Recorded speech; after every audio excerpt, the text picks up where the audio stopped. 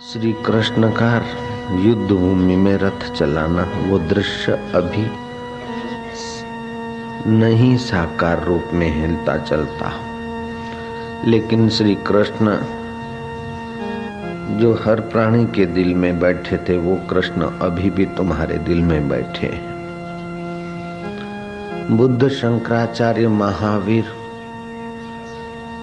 यीशु, ये महात्मा जिस परमात्मा से महात्मा हुए थे, वे महात्माओं के शरीर तो नहीं है, लेकिन जिससे भी महात्मा पद को पाए थे, वो परमात्मा अभी भी तुम्हारे साथ है।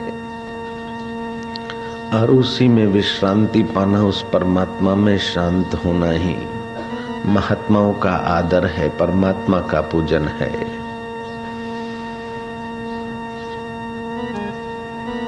हम उसी परमेश्वर को, उसी महात्मन को, उसी ब्रह्म को,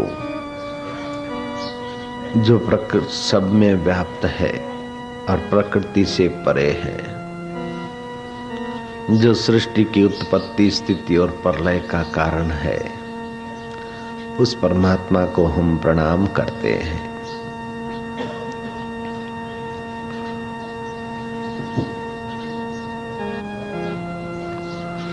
वह सच्चिदानंद स्वरूप है, सत है, चित्त है और आनंद स्वरूप है।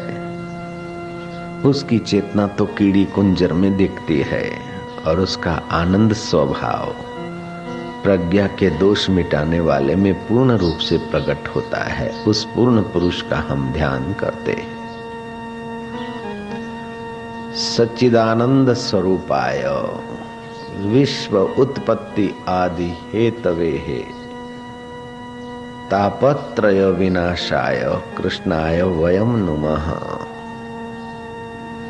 हे सच्चिदानंद स्वरूप, विश्व की उत्पत्ति, स्थिति और प्रलय के कारण स्वरूप, हेतु स्वरूप, तुझे नमस्कार है। तीनों तापों को निवृत्ति करने वाले प्रभु, तू ही सत्य है। ये शरीर और संबंध वस्तुएं परिवर्तित होती है, लेकिन तू साक्षी स्वरूप ज्यों का त्यों। दुख आया बदल गया सुख में, सुख आया बदल गया दुख में। इन दोनों को देखने वाला तू ज्योति स्वरूप, साक्षी स्वरूप, सोहम स्वरूप मेरा आत्मा होके बैठा है। प्रभु तेरी जय हो। मारा वालुड़ा, मारा कानूड़ा, हे मेरे अकाल पुरुष, अजोनिस है बंग, और तू गुरु के प्रसाद से मिलता है। गुरु कृपा से, गुरु के उपदेश और करुणा कृपा के प्रसाद से तू प्रकट होता है। प्रभु हे सच्चिदानंद स्वरूप, उत्तरायण को सूर्य का रथ उत्तर के तरफ चलता है। अब हमारे भी सोचने का और पाने का लक्ष्य ऊर्ध्वगामी हो जाए। मिटने वाली वस्तुओं को बहुत पा लिया, पाके देखा, मिटने वाले शरीर भी बहुत बार पाए। अब तो अमिट, जिस अमिट से मिटने वाला मिलता है, बिछड़ता है, उस मिले मिलाए से मिलने की अनुभूति हो जाए।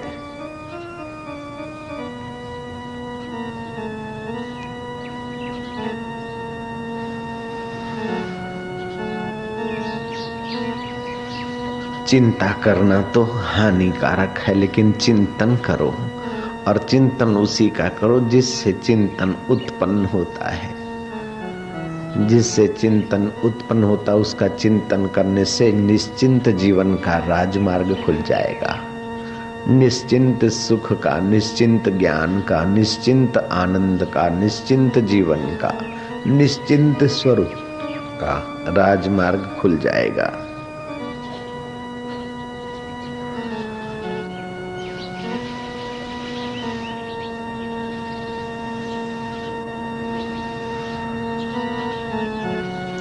ऐसा कौन है जो दुख के समय भी रहता है, सुख के समय भी रहता है, रोग के समय भी रहता है, स्वास्थ्य के समय भी रहता है, शांति के समय भी रहता है, अशांति के समय भी रहता है, प्रलोभनों के समय भी रहता है और त्याग के समय भी रहता है।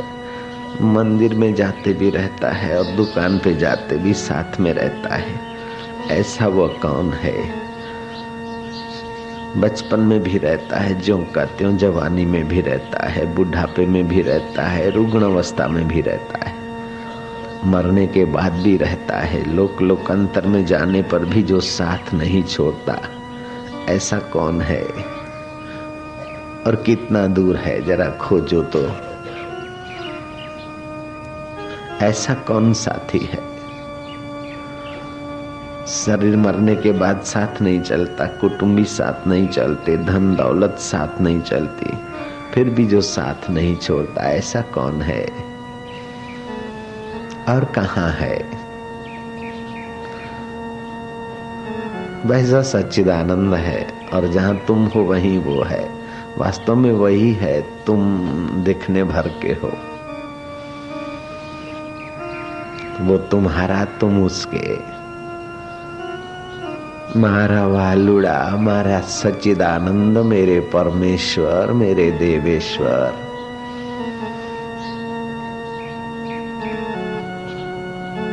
मारा गुरुदेव, हम तुझसे तुझी को मांगते हैं, हम तुझसे तेरी चाह को मांगते हैं, तुझसे तेरी चाह पैदा हो जाए बस। मुझसे तो मेरी चाह ने मुझे परेशान कर दिया। शरीर से तो शरीर के विकारी चाह पैदा होती और इसी में जीवन खत्म हो जाता है। तू अचाह है, तू निश्चिंत है, तू नारायण है, नर नारियों का जिगरी जान है, प्राणी मात्र का तू आधार है, हे सर्वाधार। जीसस की बॉडी तो नहीं, लेकिन जीसस में भी तेरी चेतना, मरियम में भी तेरी चेतना, यशोदा और नंद बाबा में भी तेरी चेतना, तो मुझ में और मेरे माँ बाप में भी तेरी चेतना। तू तो वही का वही। सो साहिब सद सदा हजूरे, अंधा जानत ताको दूरे। हे हाजरा हजूर, हे जागदी जोत,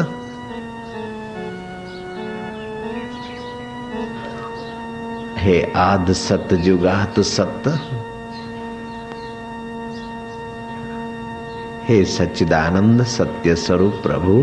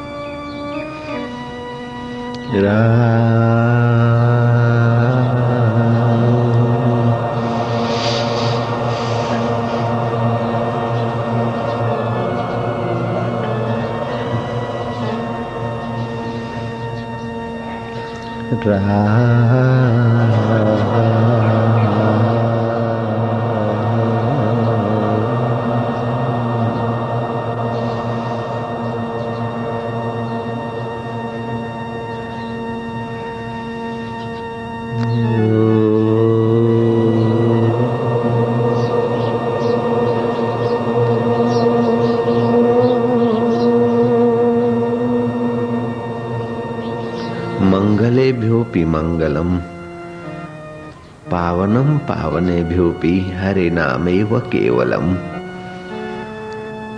हे हरि,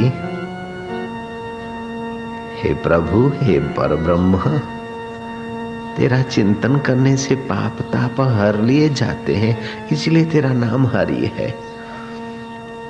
तू रोम रोम में रम रहा है, इसलिए ऋषियों ने तुझे राम कहा। तू आनंद स्वरूप है, सबको आनंद के लिए आकर्षित करता और आनंदित करता है, इसलिए तेरा नाम कृष्ण भी है। वसुदेव देवकी के घर तू साकार हुआ, उसके पहले ही वेदों में तेरे कृष्ण नाम की महिमा का गान हुआ जा रहा था।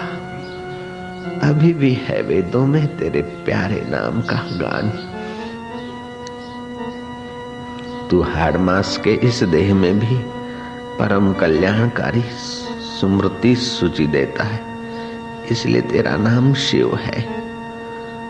अपवित्र शमशान और वागंबर पहने हुए सांप को गले में लपेटे हुए भी तू पूजा जाता है।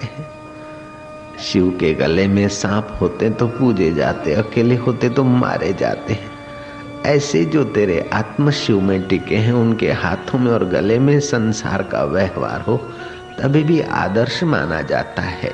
हे शिव स्वरूप, और तेरा चिंतन, तेरा अवलंबन छोड़कर बड़ा तीसमार खान हो, फिर भी उसे तनाव और हार्ट अटैक की मुसीबतें घेरी रहती है।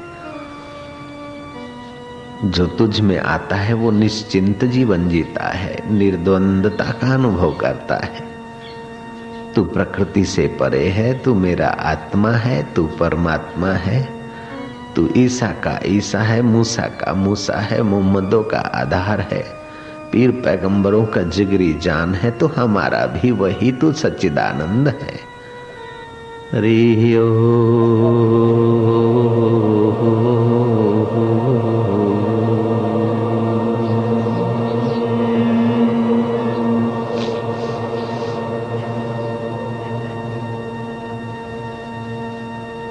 धन भागी हैं वे लोग जिनको ब्रह्मज्ञानी गुरुओं का आश्रय मिल जाता है। बड़भागी वे हैं जो तुझको पाए हुए को पा लेते हैं। बिना गुरु के किसी ने तुझको पहचाना नहीं, पाया नहीं। तू तो साकार रूप में शाकुनी को दिखा था, लेकिन कुछ न पाया उसने। लेकिन जब तेरे उपदेश को कोई सतपुरुष देता है, और सतपुरुषों में जो श्रद्धा रखते हैं, वे तो तेरे साकार और निराकार दोनों स्वरूपों को पहचान लेते। तू उनसे छुप नहीं सकता, तू उनसे दूर नहीं, वो तुझसे दूर नहीं। धन भाग्य वे जिनको सतगुरुओं की प्राप्ति हुई, सत्य का उपदेश, सत्य का अनुभव युक्त प्रसाद बांटने वाले सतगुरु जिनके मिल गए, वे मुख्य कर्तव्य निभाने की तरफ चल पड़ते हैं देर सबेर। और मुख्य कर्तव्य तो है जीवात्मा अपने परमात्मा स्वभाव को पहचान ले, अपने अद्वैत आत्मा को जान ले। हलो तहली आसमान देखूं, आसमान मिड़े तारा, तारन जो चंड बितूं, तेरा मकान आला, जित कित बसी तो तू। हलो तहली दरिया वेखूं, अज्ञा हली पसू, दरिया मिड़े लहरूं, लहरूं जो लाल भी तू। तेरा मकान आला, जित कित बसी तो तू। हलो तहली बाजार वेखूं, बाजार मिड़े आदम, आदम जो दम भी तू। बाजार में सब आदम है, मनुष्य है, आदम का दम भी तू है। अधो वायु उध वायु, उसके बीच में तेरी सत्ता, तू ही तो काम करता है, तेरा ही अस्तित्व काम करता है। हलो तहली किस्ती वेखूं, अज्ञा हली पसू। किस्ती में मिले राहिब, चलो तो नाव देखे, नाव में सब राहिब राहगीर जाने वाले। राहिब का रब भी तू है, राहिबों का रब भी, दिल की धड़कने देने वाला तू ही। आसमान में सब तारे, तारों का चांद भी तू। दरिया में सब लहरें, लहरों का लाल भी तू। बाजार में सब आदम, आदम का दम भी तू। किश्ती में सब राहिब, राहिब का रब भी तू। तेरा मकान आला, जित कित वसी तो तू। अब जित कित तू बस रहा है तो मेरे साथ, मेरे पास, मेरे दिल में भी तेरे सिवा और कौन हो सकता है। अभागे अज्ञान ने, अभागे विकारों ने, अभागे काम ने ललना का चिंतन भर दिया। अभागे क्रोध ने शत्रु का चिंतन भर दिया। अभागे लोभ ने धन दौलत का चिंतन भर दिया। अभागे मोह ने मिटने वाले का चिंतन भर दिया। अभागे अज्ञान ने आलस्य निद्रा भर दिया। लेकिन जब सद्गुरु मिल जाते तो सौभाग्य चमकता है, तेरा चिंतन होता है, तेरा ज्ञान होता है, तेरा आनंद आता है। गंगा दिखती है बाहर, लेकिन गंगा में भी तेरी ही मधुरता और पुण्याई बरस रही है। ऐसा चिंतन करने से गंगा के रूप में भी तेरा चिंतन होगा। पक्षियों के किलोल में तेरी चेतना है, ऐसा चिंतन करने से तेरा ही सुमरण होगा, चिंतन होगा। बालक में, बालिका में, सूर्य में, चांद में, सितारों में, दरिया में, दरिया के किनारे सब तेरी सत्ता का ही विलास है। ये स्मृति मात्र हमारे हृदय को पावन कर देती है। जैसे सरोवर के अथवा दरिया के किनारे ऊपर खूब तरंगे उछलते कूदते लड़ते मरते मिटते रहते हैं, झाग होती है, भंवरे होते, वो चंचल दिखती है। लेकिन समुद्र और सरोवर की गहराई में शांत पानी, ऐसे चित्त की रजोगुणी तमोगुणी अवस्था में ये सारा समाज में तनाव, खिंचाव, हाय घोड़ा तोबा यारी दंगा मुकदमा ये दिखता है। लेकिन उस चित्त की गहराई में तो तू ही तू है, शांत चैतन्य सोहम साक्षी। हम उसी परमेश्वर में शांत चैतन्य में गोता मार रहे हैं। तरंगों में तो खूब उछले कूदे, अब गहरा गोता मारेंगे। जैसे गोताखोर मरजीवा होकर मोती लाता है, ऐसे हम अहम को मारकर आत्म मोती के तरफ गोता मारेंगे प्रतिदिन। किनारे खड़ा खड़ा क्या जाने मोतियों को कि तलवे में कहाँ मोती है। जो मरजीवा है वही तलवे में पहुंचता और मोती पाता है। जिन खोजा तिन पाया गहरे पानी बैठ, मैं पूरी डूबन डरी रही किनारे बैठ। देह को मैं मानना ये किनारे बैठे और आत्मा को मैं मानकर गोता मारना, चैतन्य स्वरूप में यही गहरा गोता है। समुद्र में गोता या दरिया में गोता है या जलाशय में गोता मारने से तो ठंड का भय रहता है, डूबने का भय रहता है, मरने का भय रहता है। और यहाँ गोता मारने का, मरने का भय मिट जाता है, संसार में डूबने का भय मिट जाता है, अमरता का आनंद आने लगता है। हम उसी आत्मा में गोता मार रहे हैं जहाँ ठंड का भय नहीं, मरने का भय नहीं, दुख का भय नहीं, वहाँ निर्भय पद है। निर्भव जपे सकल भव मिटे, संत कृपाते प्राणी छूटे। हम उस निर्भव निर्वैर का चिंतन कर रहे, उसी में तल्लीन होते जाएंगे।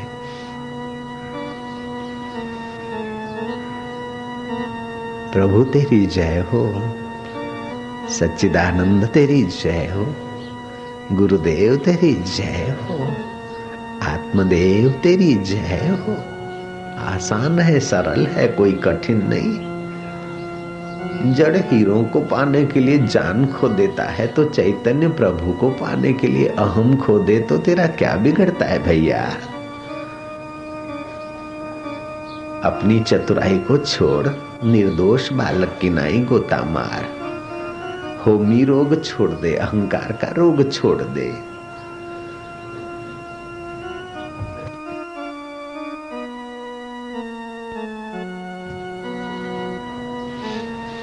जैसे नींद में चला जाता है, सब छोड़कर, सब चिंतन छोड़कर।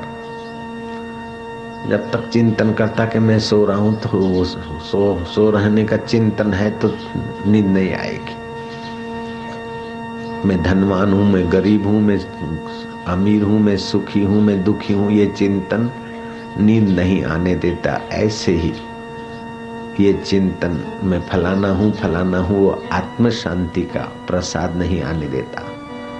छोड़ दे मैं फलाना फलानी, बस मैं थारो तू मारो, मैं तेरा तू मेरा, और मैं तो हूं नहीं, तू ही तू। बिंदु नहीं सिंधु ही सिंधु। निमक की पुतली गई समुद्र का जरा नाप लेने, था लेने, समुद्र हो गई। ऐसे ही बुद्धि जाएगी उस बुद्धिदाता में, बस उसमय हो जाएगी।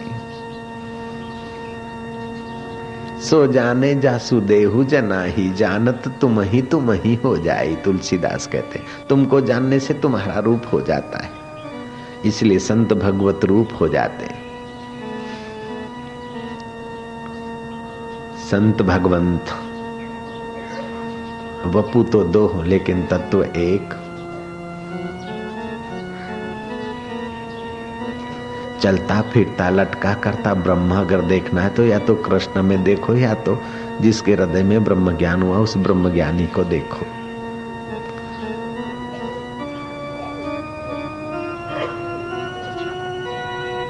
और जितना जितना ज्ञान की आंख से देखोगे, श्रद्धा की आंख से देखोगे, वेदांत की आंख से देखोगे, उतना उतना वो महान आत्मा तुम्हें समझ में आएगा।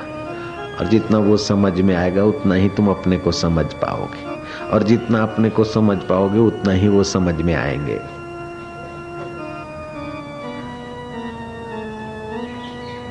और फिर ये समझोगे कि समझ से पार है। आखिर में ये समझ आ जाएगा कि समझ से पार है। सारी समझें इसी से उठती है और कोई समझ इसको नहीं पकड़ सकती। दुनिया की सारी बुद्धियां जोर मार के थक जाए, हार मान ले, वहां से वेदांत का श्री गणेश होता है, दी बिगनिंग होता है। दुनिया की सारी बुद्धियां और सारे आविष्कार दी एंड हो जाए तब यहाँ वहां से दी बिगनिंग होता है अध्यात्म सामर्थ्य का।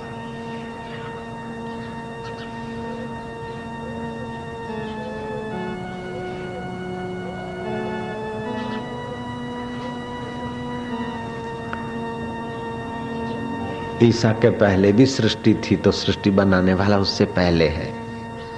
राम और कृष्ण के पहले भी सृष्टि थी तो सृष्टि बनाने वाला राम तत्व कृष्ण तत्व पहले है। और वो ईसा और कृष्ण और राम या बुद्ध अभी नहीं, लेकिन वो अभी भी है जिसकी सत्ता से सृष्टि चल रही है, जिसकी सत्ता से तुम्हारा दिल धड़कने ले रहा है। सो साहिब सद सदा हजूरे, अंधा जानत ताको दूरे। सच्चे हृदय से भगवान को, गुरु को प्रार्थना करो, प्यार करो, तो तुम वहीं पहुंचोगे जहां वो है। जहां भगवान नित्य रमण करते हैं, गुरु नित्य रमण करते हैं, तुम वहीं जाना चाहो तो उन्हीं के चिंतन में तल्लीन हो जाओ। तुम जिसका चिंतन करते हो वहीं पहुंच जाते हो।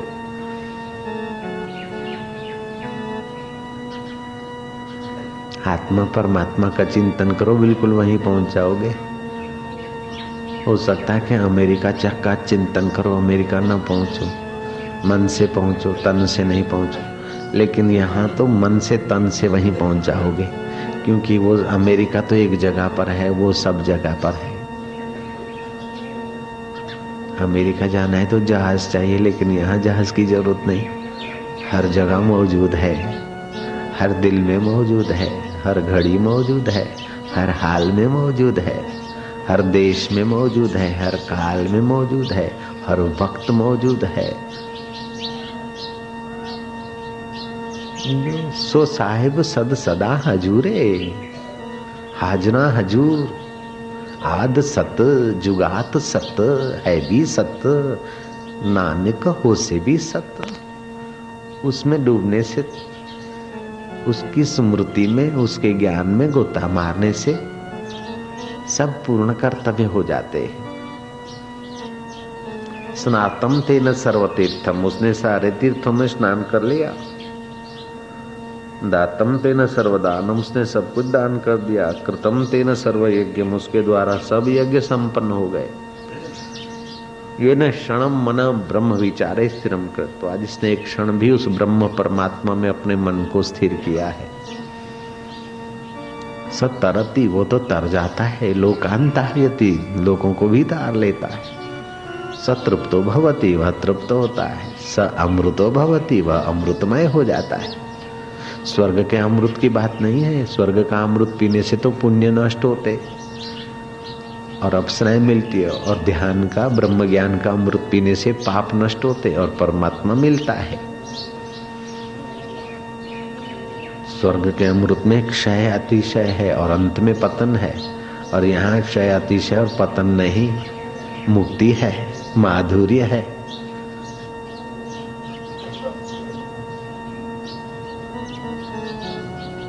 जितना जितना चित्त शांत होगा उतना सामर्थ्य बढ़ेगा। चित्त की शांति प्रसाद की जननी है। संयम रखना चाहिए। सेक्सी लाइफ, वेरी डॉटी लाइफ।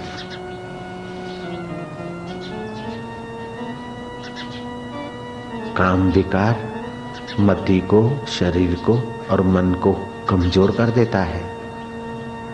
इसीलिए जीवन में संयम भी बहुत जरूरी। बिना संयम के ये अमृत नहीं मिलता। शराब, मांस, सिगरेट, बीड़ी, काम, विकार ये बहुत बहुत हार्मफुल है। जो हो गया सो हो गया। अब लाइफ नए ढंग से स्पिरिचुअल एक्सपीरियंस करो, अनुभूति करो।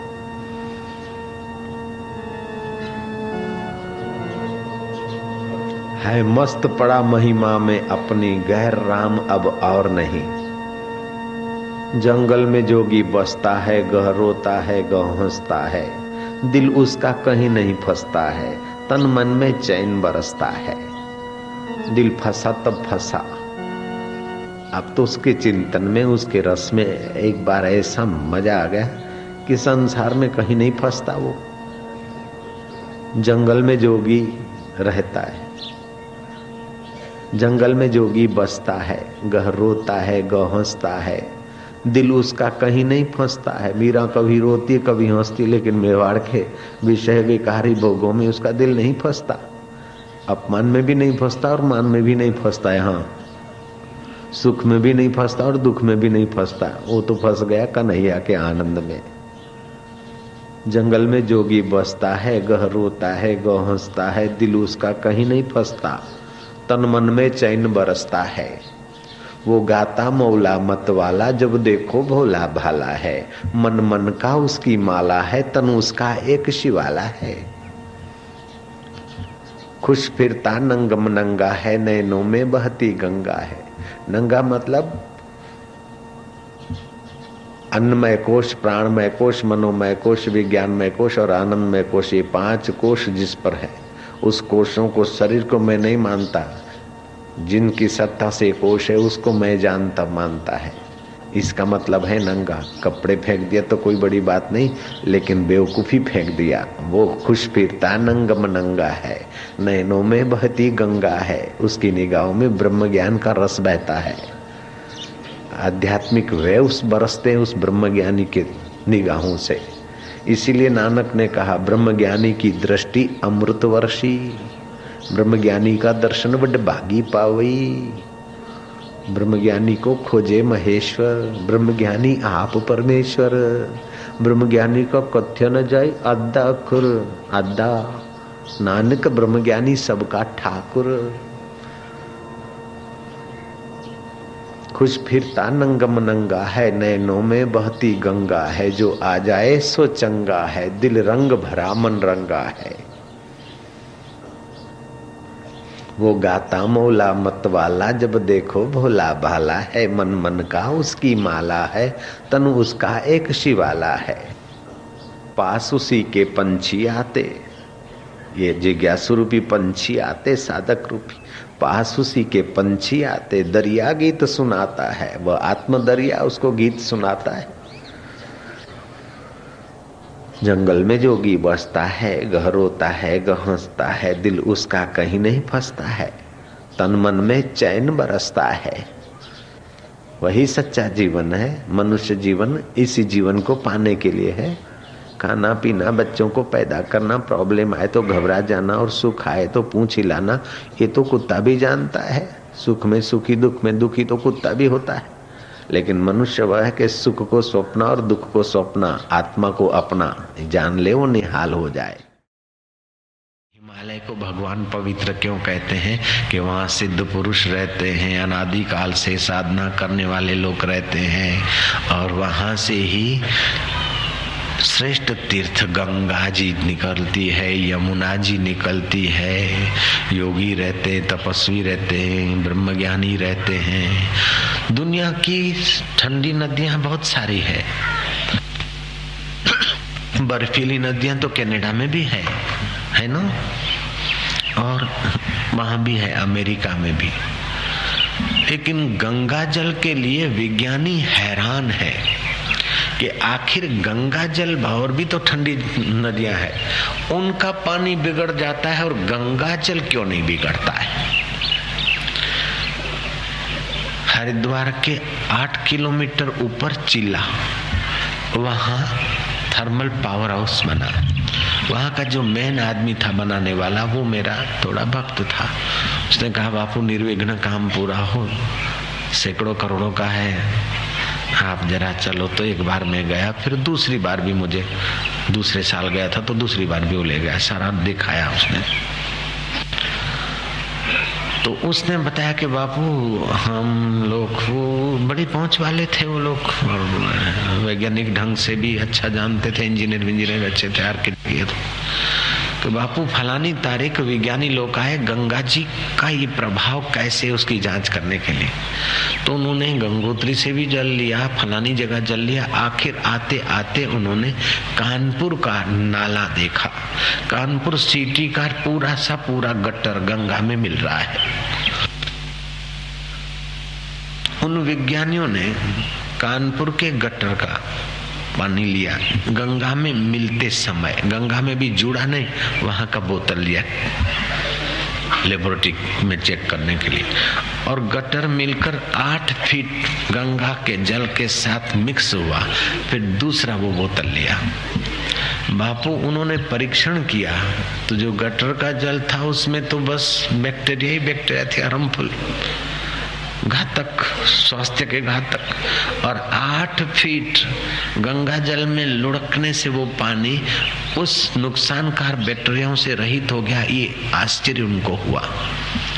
कोई हैजा या बीमारी फैली, हरिद्वार में कह दिया गया कोई खुला पानी पिएगा नहीं, कोई खुला पानी में नहाएगा नहीं। लेकिन जो श्रद्धालु थे उन्होंने तो नहाया और पिया और बोले हम तो ठीक हो गए। बाद में डॉक्टरों को कहना पड़ा बापू कि गंगा जल पीने में कोई आपत्ति नहीं है। तो ऐसी पवित्र गंगा भी हिमालय से आती है। भगवान कहते हैं स्थावराणाम हिमालय। जयराम जी बोलना पड़ेगा। यज्ञों में जप यज्ञ मैं हूं। मानवीय अनुभव की पराकाष्ठा पर अगर कोई मानव पहुंचा है तो पहले मानव व आध्यात्मिक पराकाष्ठा की अनुभूतियां हिमालय पर हुई। और हिमालय के एक शिखर कैलाश पर भगवान शिव जी रहते हैं। इन आंखों से नहीं मिलेंगे देखने को। इन आंखों से तो टीवी के वेव्स भी नहीं दिखते, रेडियो के वेव्स भी नहीं दिखते। तो चिन्मय शिव और पार्वती इन आंखों से दिखे तो लोग हेलीकॉप्टर लेकर चले जाएं दर्शन करके, और ये मांगे वो मांगे, उनको परेशान कर देंगे। आम आदमी से तो राष्ट्रपति भी नहीं मिलते, जयराम जी के। आम आदमी से तो प्राइम मिनिस्टर भी नहीं मिलते। तो ये ब्रह्मांडों का, मिनिस्टरों का मिनिस्टर ऐसा कैसे रहेगा कि तुम हेलीकॉप्टर ले जाओ और कैलाश पर देख लो उसे। इसके लिए तीव्र उपासना चाहिए और तीसरा नेत्र खुलना चाहिए तो मिलते। जैसे चैनल नंबर 100 अथवा रेडियो स्टेशन नंबर 100 खोलते हो तो वही वेव्स तुमको गाने या रूप के रूप में दिखते हैं। ऐसे ही तुम साधना करके प्रणव का या गुरु मंत्र का, मिश्रित मंत्र का सहारा लेकर चैनल नंबर 3 तीसरा नेत्र और केंद्र नंबर 6 अगर खोलते हो तो तुम्हें भी दीदार हो सकते। मैं भूत प्रेतों में नहीं मानता था, हमको दिखे नहीं तब तक। एक बार इधर मंडल है, यहाँ से होगा 60-70 किलोमीटर विरमगाम के रास्ते पर मंडल में मेरी कथा थी। तो गांव के बाहर स्कूल में मैं ठहरा था।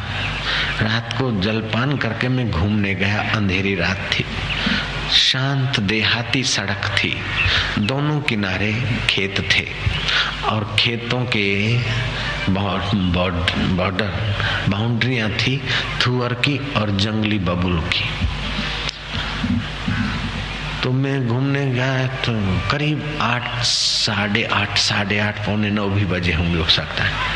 अंधेरा था और एक सफेद छाया सा कोई 30 फीट पर दूरी पर और मेरी ही साइड में 30 फीट दूरी पर मुझे व्यक्ति दिखाई दिया। व्यक्ति तो क्या करे, सफेद आभा। एक है ये कौन है, लेकिन मैं 30 फीट वो दूर दिख रहा है, मैं तो 30 कदम चला फिर भी उतना ही दूर दिख रहा है। मैंने सोचा कि क्या है, भ्रांति तो नहीं, ये कौन है। फिर सोचा होगा साइन बोर्ड और अंधेरे में दिखता है 30 फीट दूर होगा। जल्दी जल्दी चला और थोड़ी देर के बाद सचमुच में कोई साइन बोर्ड जैसा पतरा भी देखा। मैंने कहा बस यही होगा, भ्रांति है मेरी। तो घूम के जब लौट के आया उसी रास्ते तो वही छाया सफेद सफेद रोड क्रॉस कर रही। तो मैंने भोजन किया था, नाश्ता दी जो, तो उससे डकार आई। डकार आते मेरा ओम का स्वभाव है, तो ओम की बस गुंजन होते ही मानो जैसे कोई बादलों को चीरकर बिजली चमक गई, अथवा तो फोटो लेते समय जो प्रकाश का झटका आता है, ऐसे ही वो छाया धड़ाक लेकर रोड के दूसरे तरफ जो खेत थे और जहां बबुल थे, सटाक बबुलों के साथ उस छाया का मानो एक्सीडेंट हुआ। बबुल हिले, जोरों के हिले, बड़े थड़ वाले नहीं थे, छोटे छोटे। मैंने देखा, रे बेटा कौन है, डरो मत बेटा, कौन हो, क्या है, तुमको लगा तो नहीं। हमारा तो हृदय जरा वैसे ही है, किसी का दुख देखकर हमारा हृदय तो वैसे ही द्रवित। तो न बेटा था न बाप था, तो दिखाई नहीं। आखिर हम आए वहाँ, तो वहाँ समिति वालों को बोला कि ऐसा ऐसा। समिति वाले आओ, कौन से, कोई लट्ठी लाया, कोई टॉर्च लाया, कोई धारिया लाया, हेडो, चारों तरफ बड़ा कॉर्डन करते करते करते करते करते करते उसी जगह पर आए कि भाई कोई लुच्चा है या ये है, आखिर कौन सी चीज है। कोई नहीं मिला, कुछ नहीं मिला। आखिर एक बुढ़े ने कहा कि यहाँ एक्सीडेंट से एक आदमी मर गया था और वो कई बार ड्राइवरों को भी सफेद छाया के रूप में दिखता है और कभी कभी ड्राइवरों के पास में बैठा हुआ उनको दिखता और वो डर जाते, एक्सीडेंट जैसी घटना हो जाती। वही होगा। और बाबू आज ओमकार के गुंजन से उसकी कोई सदगति हो गई होगी। मैं क्या, चलो जो हुआ। तो कहने का तात्पर्य है कि भगवान की जहाँ विशेष विशेष विभूतियां प्रकट हुई, भगवान ने उनका वर्णन करवाया। ऋषियों में मैं भृगु हूँ, गौओं में मैं कपुला हूँ, वृक्षों में मैं पीपल हूँ, नक्षत्राणाम शशि अहम, तारों में नक्षत्रों में मैं शशि हूँ। अब सब में न देखो तो विशेष विशेष में देखो, तो मन अगर बदलता जाता है तो भगवान में देख, भगवान पर नहीं ठहरा मूर्ति पर, तो चलो चांद पे ठहराओ, चांद में मेरे परमात्मा है। फिर वहां से मन भागेगा, गंगा, गंगा जी भी परमात्मा है। चलो फिर साधु संत ऋषि माता पिता, तो जहां जहां विशेष विशेष दिखे वहां वहां भगवान के वैभव को देखे, भगवान की स्मृति करे, तो तुम्हारा चित्त भगवताकार हो जाएगा। जीव भाव के दोष निवृत्त हो जाएंगे और ईश भाव का रस और ईश भाव का सुख और ईश भाव का आनंद और ईश भाव का माधुर्य प्रकट होते हुए तुम्हारा जीवन धन्य हो जाएगा। सूर्य नारायण को ना सूर्य भगवान कहते, सूर्य नारायण कहते। जब सूर्य दिखे तो उसमें मेरे नारायण का तेज है और चंदा दिखे तो उसी में मेरा नक्षत्राणाम शशि हम, मेरा परमेश्वर है। ऋषि मुनि संत दिखते हैं तो वो संतों में संतत्व मेरे प्रभु का है। पक्षियों की किल्होल में उनका किल्होल का अधिष्ठान मेरा प्रभु है। तो दिखे तो अनेक, लेकिन अनेक में गहराई में, अनेक की गहराई में छुपा हुआ एक, उसकी जब स्मृति करोगे तो तुम्हारे चित्त में सुंदर भाव आएगा, विकार क्षीण होने लगेंगे और निष्कामता का सद्गुण विकसित होगा। अगर तुम एक साथ विश्व भर की सेवा करना चाहते हो, एक साथ बहुत आदमियों का भला करना चाहते हो, अथवा एक साथ अपने चित्त को पवित्र करना चाहते हो, जगत की व्यापक सेवा करना चाहते हो, तो आप ये संकल्प करो कि हम निर्मम हो जाएं, हम निष्काम हो जाएं। ममता और कामना हमारे भगवतीय स्वभाव को, हमारे आत्म स्वभाव को ढक कर रखती। निष्काम और निर्मम होकर तुम जगत की सेवा करोगे। ममता या कामना युक्त जो चित्त है वह भूला हुआ चित्त है। ममता और कामना से हकीकत में हमारी योग्यताएं कुंठित होती और काम बिगड़ता है। जितना जितना व्यक्ति निर्मम और निष्काम होता है उतना उतना उसका ईश्वरीय स्वभाव, आत्म स्वभाव प्रकट होता है। वही लोग ईसा, मूसा, मोहम्मद, कृष्ण, क्राइस्ट, बुद्ध और महावीर हुए जिन्होंने निष्कामता और निर्ममता का पाठ अपने जीवन में सार्थक किया। तुम जितने जितने अंश में निष्काम होते जाओगे उतने उतनी दैविक शक्तियां तुम्हारे द्वारा निखर काम करती जाएगी। जितने जितने तुम निर्मम होते जाओगे उतना उतना तुम्हारा बौद्धिक समत्व बढ़ता जाएगा। कामना के अंधे आंधी तूफान ने हमारे आत्म प्रकाश को आच्छादित कर दिया। सूर्य को बादल नहीं ढकते, बादलों की ताकत नहीं सूर्य के आगे खड़े भी रह सके, लेकिन सूर्य और हमारे बीच बादल आ जाते हैं। ऐसे ही परमात्मा को कामना नहीं ढकती, लेकिन जीवात्मा को कामना ढक देती है। परमात्मा सामर्थ्य का पता नहीं चलता। बादल यहाँ दिखते हैं, हमको अंधेरा दिखता है, लेकिन 25 किलोमीटर दूर तो पूरा सूरज लोगों को दिखता है। होता रहता है ऐसा। तो सूरज को बादलों ने नहीं ढका, हमारी आंखों की जहां तक की कैपेसिटी है वहां तक या उससे और थोड़ा ज्यादा तक बादल है। ऐसे ही हर चित्त में कामना जितनी लंबी चौड़ी उतना ही आत्म सूर्य उनको कम दिखता है या नहीं दिखता है। जितनी कामना कम उतना ही उनका जीवन आत्म सूर्य आत्म प्रकाश में जीता है और उतना ही वे लोक संग्रह के कार्य में सफल होते हैं, उतने ही वे स्वस्थ रहते हैं, उतने ही वे प्रसन्न रहते हैं, उतने ही वो अपने और समाज के जीवन को उन्नत करने में सफल हो जाते हैं जो निष्काम और निर्मम है। स्वार्थी मनुष्य सोचता कि अपने काहे मलेगो, अपने काहे मलेगो। अरे जो मलेगो वे छूट जाएगो, अपने काहे मलेगो ये सोचना छोड़ दे। लोकारो भलो वेगो अपने काहे जोईजे नहीं तो थोरने जो मलेगो वो तो दुनिया जानेगी काहे मले थने। निष्काम और निर्ममता से जो मिलता है वो सकामी और ममता वाले के भाग्य में कहाँ है। जितना जितना जीवन में निष्कामता आएगी, निर्ममता आएगी, उतना उतना जीवन भारहीन, चिंता रहित, वरीलेस, ईगोलेस, टेंशनलेस, हैप्पीनेस, तो स्पिरिचुअल हैप्पीनेस। निष्काम और निर्मम हुए बिना अकर्तव्य की भूल नहीं मिटेगी। जो बिन जरूरी है अकर्तव्य करेंगे तो फल कड़वे आएंगे और कर्तव्य पालेंगे तो कड़वे फल मीठे आएंगे। जिस समय जो हमारा कर्तव्य है वो करते हैं तो फल मीठे आते हैं, लेकिन कर्तव्य की जगह पर अकर्तव्य करते तो फल कड़वे आते हैं। उस समय चाहे पता न चले, समझो दिन है तो हमें काम करना चाहिए, नहाना धोना खाना पीना ये वो करना चाहिए, और रात्रि है तो सोना चाहिए। लेकिन रात्रि को खाएं पिए और धोएं कमाएं और दिन को सोए तो वो मजा नहीं आता जीवन के तालबद्धता का। ऐसे ही जो काम जिस वक्त करना है अथवा जो काम जिसकी सत्ता से होता है उस सत्ताधीश को पहचानने के लिए निष्कामता आएगी, निर्ममता आएगी, उतना उतना आत्मबल बढ़ जाएगा। कामना किसी वस्तु की होती है, किसी अवस्था की होती है, किसी परिस्थिति की होती है। वस्तु, व्यक्ति और परिस्थिति की कामना होती है।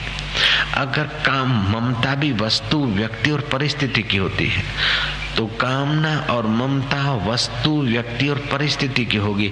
अगर कामना से वस्तु, व्यक्ति, परिस्थिति मिली तो उसमें सुख बोध की, सुख भोगने की इच्छा हुई तो हमें उसमें दास्ता आ जाएगी और सुख भोग की दास्ता हमारे आत्म सुख को दबा देगी। ये सुख भोग की दास्ता ये बदलियां है, आत्म सुख से वंचित कर देगी। वस्तु, व्यक्ति और परिस्थिति से जो सुख मिलेगा वो वस्तु भी हट जाएगी, व्यक्ति भी हट जाएगा, परिस्थिति भी बदल जाएगी।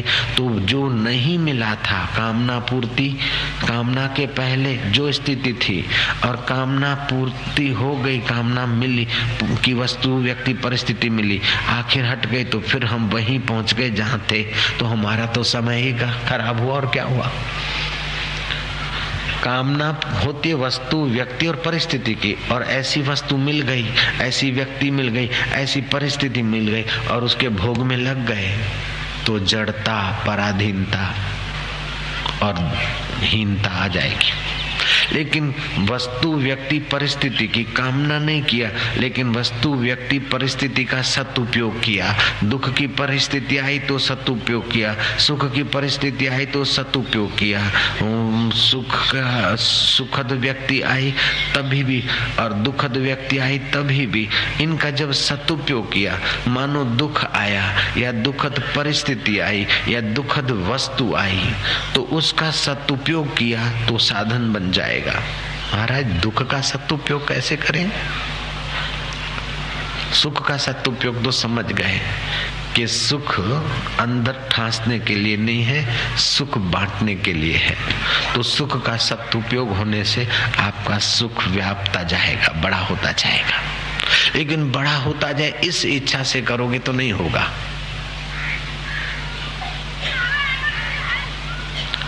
इच्छा छोड़ो, स्वभाव है। अच्छा, दुख का सदुपयोग कैसे? दुख पैरों तले कुचलने की चीज है, जहां तहां उसको रिपीट करने की या छिटकने की या सुनाने की चीज नहीं। दुख पैरों तले कुचलने की चीज है और सुख बांटने की चीज है। और परमात्मा साक्षी है और उसे पाने के लिए ही मेरा जीवन है, ऐसा समझेंगे तो वस्तु, व्यक्ति और परिस्थिति का सदुपयोग हो जाएगा। वस्तु, व्यक्ति और परिस्थिति का सदुपयोग ज्यों-ज्यों बढ़ता जाएगा त्यों-त्यों आप सत्य में टिकते जाएंगे। वस्तुएं बदलती जाएगी, आएगी तो भी ठीक है, चली गई तो तुम आबद्ध नहीं हो। व्यक्ति आई ठीक है, लेकिन चले गए तो तुम उसलिए परेशान नहीं हो। परिस्थिति आई ठीक है, उसका उपयोग किया, नहीं आई तो तुम परेशान नहीं हो। तुम्हारी परेशानी मिट जाएगी, तुम्हारा तनाव मिट जाएगा, तुम्हारा बंधन मिट जाएगा। तुम्हारे दुख के मूल ही हैं ये नासमझी से किए हुए गलत निर्णय ही दुख के मूल हैं। और ये गलत निर्णय मिटते हैं सत्संग से। तो वस्तु, व्यक्ति, परिस्थिति की आसक्ति न हो, निष्कामता और निर्ममता के सूत्र को याद करके कामना पूर्ति का सुख न लें, लेकिन कामना निवृत्त करने का ज्ञान बढ़ाए। कामना निवृत्त करने में हम स्वतंत्र हैं और कामना पूरी करने में हम परतंत्र हैं। और पूरी होने के बाद भी वो अवस्था, वस्तु, व्यक्ति और कामना की वस्तु मिट जाती है। इच्छा को मिटाने के लिए हम स्वतंत्र हैं, लेकिन इच्छा को पूरी करने में हम पराधीन हैं। जलेबी खाने की इच्छा है तो इच्छा मात्र से जलेबी नहीं आएगी। आटा गोलो, हाथा दो, चाशनी बनाओ, लकड़ी लाओ, जलेबी बनाओ, बनाने वाले को बुलाओ, पैसे जुटाओ, वातावरण बनाओ, बन गई जलेबी। बहुत अच्छी है, खाया, कामना पूरी हो गई। कामना पूरी नहीं हुई, कामना गहरी हुई कि बहुत अच्छी है, अगले इतवार को भी खाएंगे। आ गया मजा, खाते ही रहे तो डायबिटीज के इंजेक्शन भौंकाते रहो। लेकिन जो भोजन में बना है स्वास्थ्य के लिए ठीक है। तो जलेबी की इच्छा हुई, जलेबी की इच्छा पूरी करने में तो बहुत मजबूरी है, लेकिन चलो क्या खाना जलेबी, जो होगा प्रारब्ध में खा लेंगे, नहीं आया तो कोई बात नहीं। क्या जलेबी खाने के लिए थोड़ा जन्म हुआ है? जन्म तो हुआ है कामना निवृत्ति के लिए। हरिओम तत्सत। चुटके में कामना तुम निकाल सकते हो, फ्री हो गए। क्या करूं, ये ऐसा हो जाए तो अच्छा, ऐसा हो जाए तो अच्छा, ऐसा हो जाए। जब तक कामना बनाए रखते तब तक कि ये बहुत बहुत परिश्रम से भी नहीं होता। जब कामना छोड़ देते तो ईश्वर के हैं वो अकाट्य जो सिद्धांत है कि आप कामना करते हो, कामना को पकड़े रहते तो कामना पूरी नहीं होती। कामना को छोड़ देते तो धड़ाक से कल्पना भी नहीं कर सकते और हो जाता है। कामना को अगर पकड़ रखते हो तो राम तीर्थ बोलते हैं, जैसे तुम रेलवे ट्रेन में मुसाफरी कर रहे हो और तुम ट्रेन स्टेशन पे खड़ी, तुम दरवाजे पे खड़े और किसी मित्र को बोला, देखा, मित्र को बुलाया। जब मित्र को बुलाया तो अब मित्र आया तो आपको दरवाजे से हट जाना चाहिए, तभी मित्र घुसेगा अंदर। अगर तुम दरवाजे पे चिपके हुए तो मित्र आएगा भी कैसे। ऐसे ही तुम्हारा काम्य पदार्थ तभी आता है जब कामना करके तुम छोड़ जाते हो, लापरवाह हो जाते हो, तभी काम्य वस्तु हाजिर हो जाती।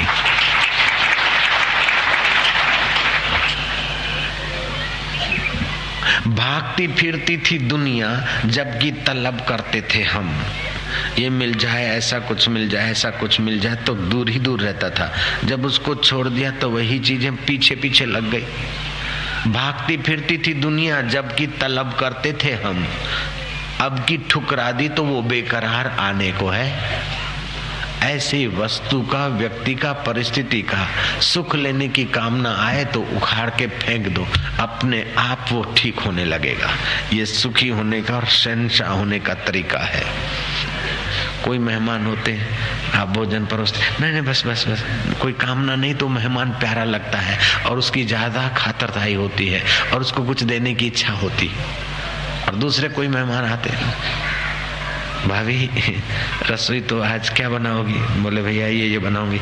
तो पनीर की भाजी बाजार बना दो। भाभी बनाएगी तो सही पनीर की भाजी, लेकिन पनीर की भाजी में हूँ भी डाल देगी अंदर के ये मेहमान कैसा आया। अरे जो कामनाएं छोड़ता है वो तपस्या में भी सफल हो जाता है। दुनिया भर की कामनाएं करता रहेगा तो तपस्या कब करेगा? कुछ अंश में कामनाएं छोड़ता है लेकिन तपस्या करता है कुछ बड़ी कामना पूरी करने के लिए, छोटी कामना छोड़ता है। तपस्या करने से शक्ति आती है, इसमें कोई दो राय नहीं। तपस्या करने से शक्ति आएगी, चाहे भगवान को मानो चाहे भगवान को गालियां दे बैठो, फिर भी शक्ति आएगी, भगवान का विधान है। चाहे तुम रोलिंग पार्टी को मानो चाहे रोलिंग पार्टी को गाली देते हो, लेकिन तुम नौकरी करते हो तो पगार मिलेगा, सीधी बात है। जयराम जी की धंधा करते हो तो मुनाफा होगा, चाहे रोलिंग पार्टी के फेवर वाले हो चाहे अनफेवर वाले हो। ऐसे तुम तपस्या करते हो, चाहे फिर भगवान को मानते हो चाहे नहीं मानते हो, लेकिन तपस्या का फल मिलेगा।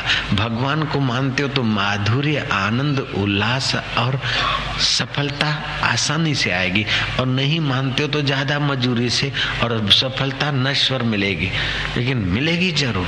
तो तपस्या से शक्ति आती है, सामर्थ्य आता है। लेकिन कामना की निवृत्ति तपस्या से नहीं होती है, कामना की निवृत्ति तो सत्संग से होता ही है और फिर परब्रह्म परमात्मा की प्राप्ति होती है। तो तपस्याओं से भी सत्संग ऊंचा हो गया।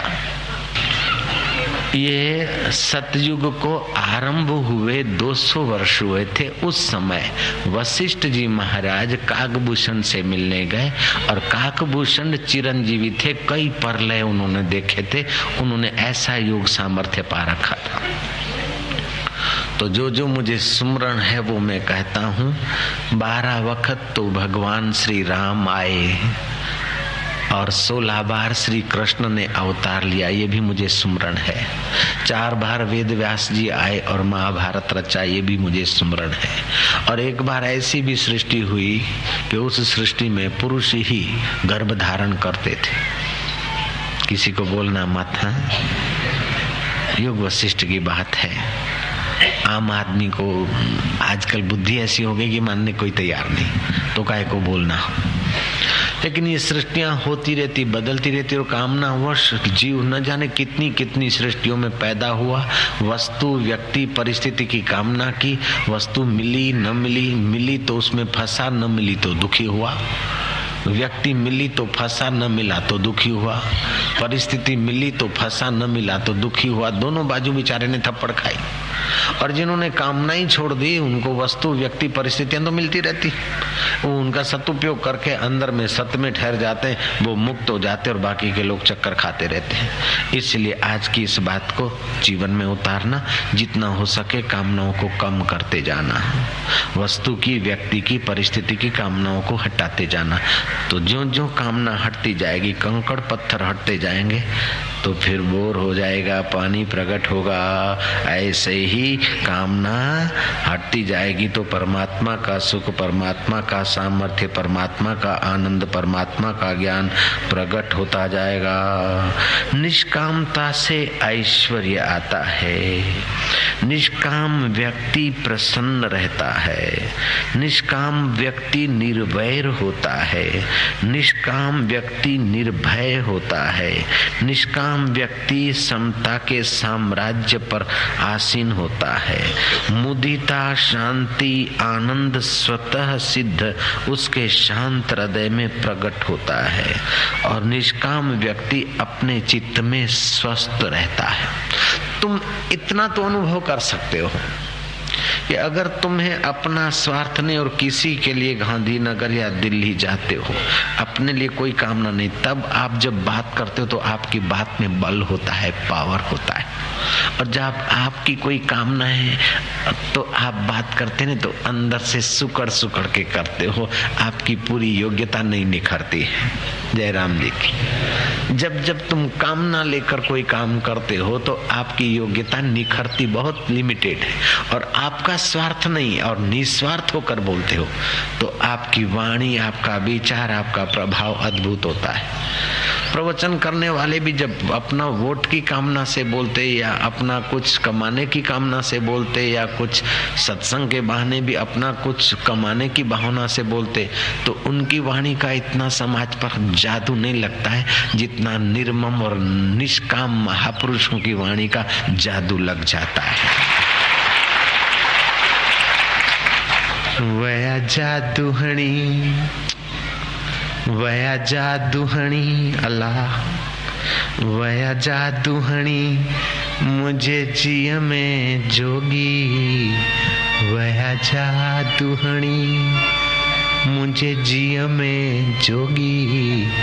तिन सामिन खेत संभारिया थी, करे याद उन्हनि जी रहमत खे। मेरा जीव, मेरा शरीर तो जड्डा हो गया, बूढ़ा हो गया, लेकिन कभी सुना था उनके वचन, जिन्होंने प्यार से मुझे पास में नजदीक बिठाया था, नूरानी निगाहों से मेरे तरफ निहारा था। उनके 2 वचन अभी भी याद है, तो इस बुढ़ापे में भी अपने जड्डे जीव को भी मैं जिला रही हूँ और बार बार उन संतों की और सत्संग की याद करके अपने जीवन को चला रही हूँ। मरते समय भी सत्संग की बात याद आ जाए अथवा प्रणव का उच्चार हो जाए। कृष्ण कहते प्रयाण काले भी, संसार से विदाई लेते समय भी अगर प्रणव का ध्वनि आ जाता है तो सद्गति होने में कोई संदेह नहीं। पुण्यों को तो पुण्य प्रदान करता है, पुण्यशालियों को तो पावन करता है, लेकिन भगवान का नाम पापियों को और पापों को भी पावन करता है, ऐसा ज्ञानेश्वर महाराज कहते हैं। तो आप हिमालय में जाकर तपस्या करें ये तो मैं आग्रह नहीं कर सकता हूँ, लेकिन तुम जप यज्ञ तो कर सकते हो। हरड़े लगे न फिटकड़ी और रंग चोखा आए, न सामग्री चाहिए, न कुंड चाहिए, न घी चाहिए, न तिल चाहिए, न जव चाहिए। जहाँ बैठे उठाई माला, जप करने लगे।